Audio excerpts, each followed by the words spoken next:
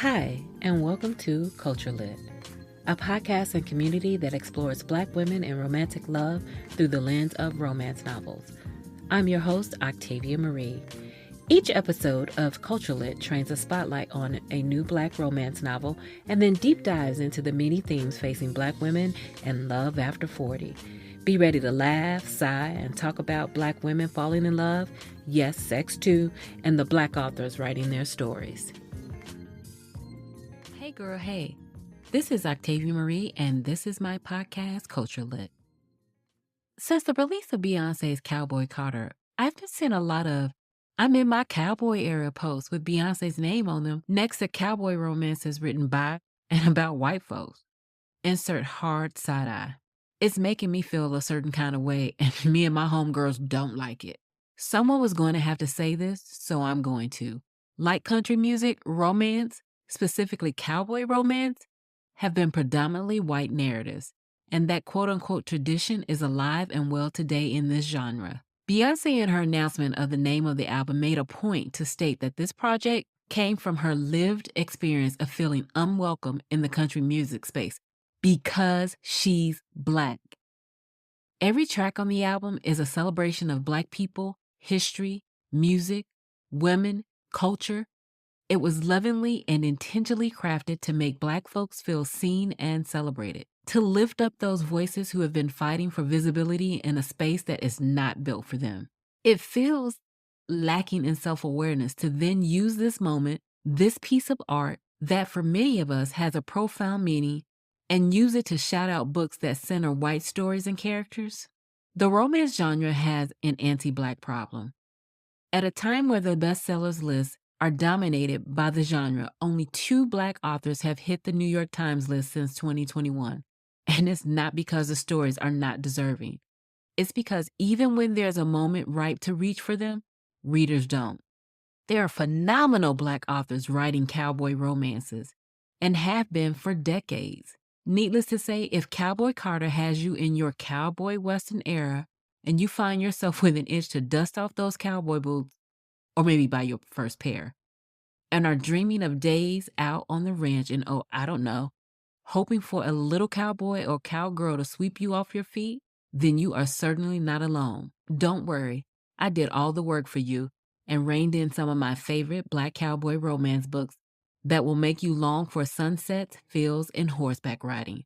So grab those Levi jeans and then put on the song. But before we dive into the captivating world of romance novels, I want to just take a moment to honor the legacy of Black cowboys and cowgirls. Born out of a necessity and fueled by a spirit of adventure, Black writers forged their own path in the American West despite facing discrimination and hardship along the way. Black cowboys played a vital role in the development of the American cattle industry. Some were even former slaves who used their skills with horses and cattle to carve out a new life for themselves after the Civil War. But here's the thing. The stories and contributions of Black writers have often been overlooked and underrepresented, especially in romance novels. From the post-Civil War era to the frontier days of the Wild West, Black cowboys and cowgirls played a vital role in shaping the American West. Yet their stories have been marginalized and erased from mainstream narratives. We've seen countless tales of white cowboys finding love on the open range. But what about Black cowboys and cowgirls? Join me on this journey through the dusty trails and open plains of the Old and New West, guided by masterful storytelling of acclaimed Black authors like Beverly Jenkins, Rebecca Weatherspoon, and Brenda Jackson. Their stories are a testament to resilience, courage, and determination in the face of adversity. From wrangling cattle to breaking barriers, Black cowboys and cowgirls left an indelible mark on the frontier, challenging stereotypes and defying the odds with each ride. Now let's turn our attention to the incomparable Beverly Jenkins, a trailblazer in her own right and a beloved figure in the world of historical romance literature. Miss Jenkins has brought to life a rich tapestry of characters and settings, including the vibrant world of Black cowboys and cowgirls. I'd start with the classic Topaz, which is absolute perfection. Her ability to weave together historical detail with compelling romance is unmatched, and Miss Bev is amazing. Not only is she a phenomenal writer, but she is also so fabulously interesting. She once came to a Zoom reader author group and she told some of the most intriguing stories. It's one of my fave author events ever.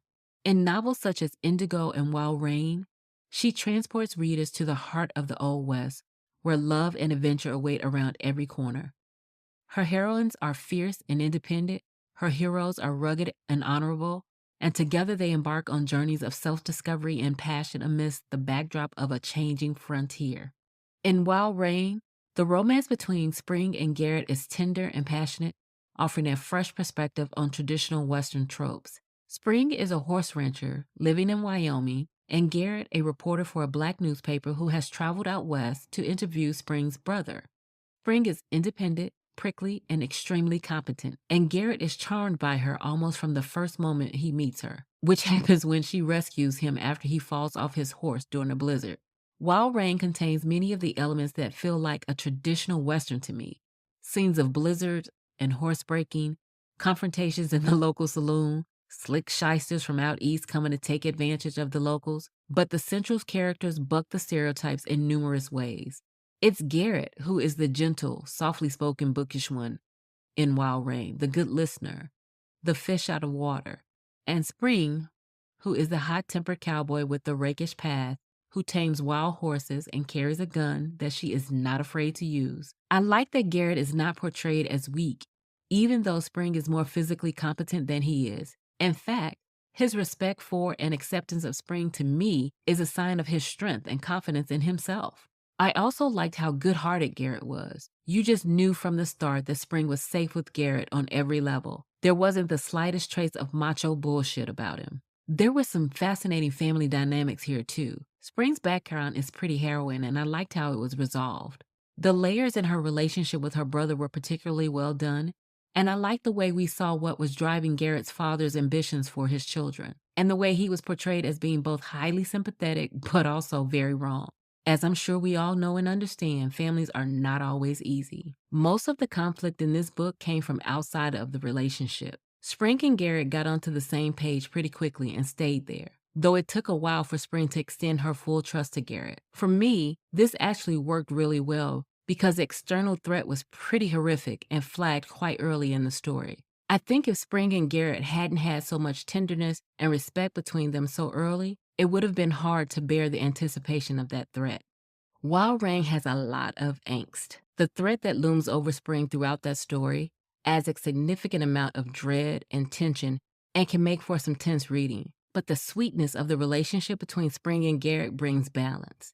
It was also refreshing to read a Western-set romance with Black and Native American characters living side by side with their white neighbors, perhaps not always in harmony and never without an awareness of race, but as a community nonetheless.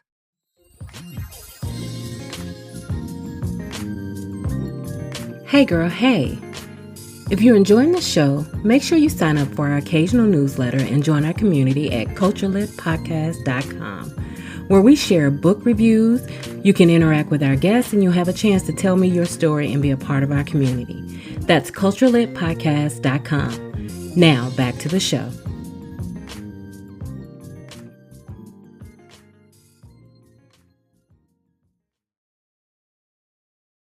But Jenkins is not alone in celebrating Black cowboy and cowgirl romance. Authors like Rebecca Weatherspoon and Brenda Jackson have also made significant contributions to the genre, each bringing their own unique perspective and voice to cowboy storytelling. The legendary Brenda Jackson has an entire catalog of cowboy romances, the Westmoreland series. That series has over 30 books. Brenda Jackson's Secret Love is part of her Matteress series and follows the story of Jacob Matteress and actress Diamond Swain. Despite their complicated past, their love story is both captivating and heartwarming. In Secret Love, Jacob is a handsome cattle baron who reluctantly fulfills a Pocopal's request to host beautiful actress Diamond Swain for a 3-week respite at his sprawling Texas ranch, Whispering Pines. Worried that the star's arrival will disrupt the smooth operation of his successful business and distract his workers, Jake decides to keep Diamond's presence low-key. Although he has vowed to never let a sophisticate like his nasty ex-wife into his heart again, and Diamond's own bitter divorce from an abusive husband makes a romantic match with Jake unlikely, the relationship still develops. Confronted with unwanted media attention after eventually going public with their love, Jake and Diamond rely on the support of his large and loyal family. Miss Jackson's talent for character development imparts credibility to the otherwise improbable marriage that the couple manages to keep secret for more than a year. Rebecca Weatherspoon has a phenomenal cowboy trilogy set in California that are retellings of some favorite fairy tales like Cinderella, Sleeping Beauty, and Beauty and the Beast.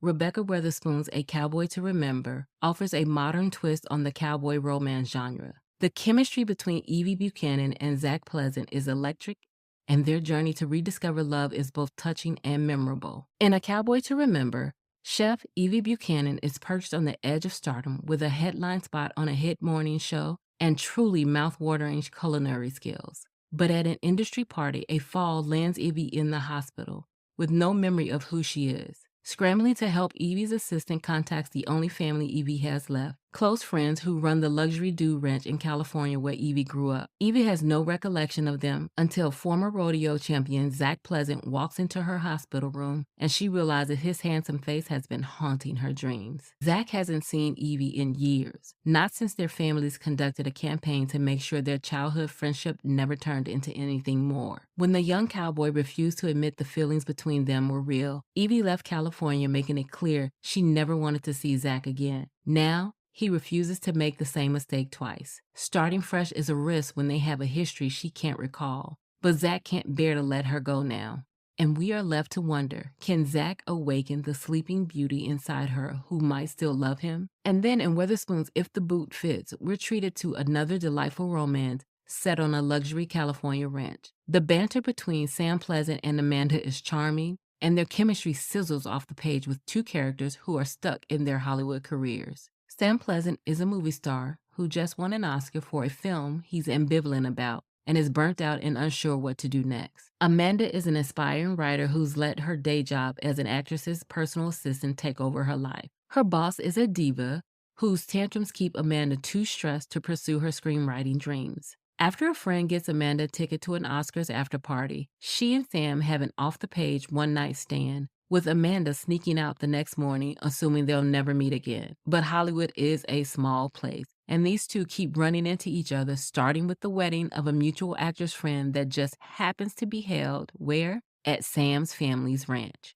I picked up this rom-com during a week when I desperately needed a laugh, and it was the perfect comfort read. I love the consent-seeking cowboy and science fiction-loving fangirl, and If the Boot Fits gave me both. They meet in LA but fall in love while bantering about the cattle, dogs, and horses in a setting that serves as a refuge. Amanda and Sam are so obviously into one another and yet so deliciously clueless about each other's interests. It was a pleasure watching them slowly figure out how much they have in common and flirt shamelessly as they do. Amanda initially lies to Sam, telling him she's a busy screenwriter instead of an underappreciated assistant who must keep answering demanding calls about lunch orders. It takes her forever to come clean, though, which I found stressful as fuck. But this obstacle is eventually resolved in a minimally frustrating way. I appreciated the many plus-size characters in this book, including Amanda, who is matter-of-fact about it. If you are looking for a fat heroine who loves her body and has zero baggage about her size, this is your book. Amanda is confident about her appeal even as she's embarrassed by her job. To my surprise, one of my favorite things about this story was a three-dimensional villain, Amanda's awful boss, Drew. She is demanding, superficial, and spoiled, but she's neither stupid nor totally unsympathetic. Drew is a biracial woman in a tough industry, and I could understand how Amanda would get sucked into a codependence dynamic with her, even though I spent much of the book internally screaming at Amanda to quit her job, move to the ranch, and sit on Sam's face. This loose retelling of Cinderella is funny, charming, and felt like a down-to-earth fairy tale. I love revisiting the playful Pleasant clan, too, with their unique mix of Black Hollywood royalty and Western-style chivalry. In these Black cowboy romance books, we encounter a diverse cast of characters grappling with love, loss, and redemption on the open range. From forbidden romances to second-chance encounters, these novels offer a tantalizing glimpse into the lives of Black writers and the women who captured their hearts. And that's just a snippet. There are countless Black and brown cowboy romances out there. As we come to the end of our journey, let's take a moment to reflect on the importance of representation in romance literature. The stories we've explored today are more than just tales of love and adventure. They're a celebration of diversity, resilience, and the power of storytelling. By amplifying the voices of Black authors and celebrating the rich history of Black cowboys and cowgirls, we honor their legacy and ensure that their stories are never forgotten. Don't forget to check out the works of Beverly Jenkins, Rebecca Weatherspoon, and Brenda Jackson and immerse yourself in the captivating world of Black cowboy romance. Read with intention, folks. And in the words of Queen Beyoncé, can we stand for something? Now is the time to face the wind. Now ain't the time to pretend. Now it's time to let love in. As always, thank you for joining me on this adventure. Stay tuned for more episodes celebrating the beauty and diversity of romance literature. Until next time, happy trails and happy reading. You've been listening to Culture Lit with Octavia Marie, and that's all for us this week. Be sure to listen, download, or subscribe to more episodes of Culture Lit.